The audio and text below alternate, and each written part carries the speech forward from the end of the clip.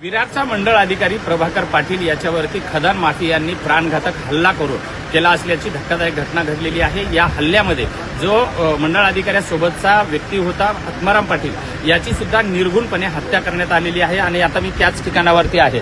आपण जर बघितलं तर हा विरार पूर्वेचा सिरगाव या परिसरातला परिसर आहे आणि याच ठिकाणी समोर जर बघितलं तर ही मंडळ अधिकाऱ्याची वॅगनर कार आहे। याच कारमध्ये स्वतः आत्माराम पाटील आणि मंडळ अधिकारी प्रभाकर पाटील या ठिकाणी आले होते आणि या खदानीचा मालक जो आहे महेश भालचंद्र पाटील यांच्या आणि या आत्माराम पाटील आणि याच्यामध्ये काहीतरी तक्रारीवरून वाद झाला असल्याचं प्राथमिक सध्या ही माहिती मिळत आहे। आपण जर बघितलं तर कशा पद्धतीनं गाडीच्या पूर्ण काचा वगैरे फोडून टाकलेले आहेत, त्यानंतर दाराचे हँडल सुद्धा तोडण्यात आलेले आहेत। समोर जर बघितला तर ही सगळी दांडे आहेत, याच दांड्यानं त्याला मारून त्याच्या बाजूला आणखी दांडे पडलेले आहेत। या ठिकाणी दांडे आणि दगडाने ठेचून आत्माराम पाटील याची निर्घुण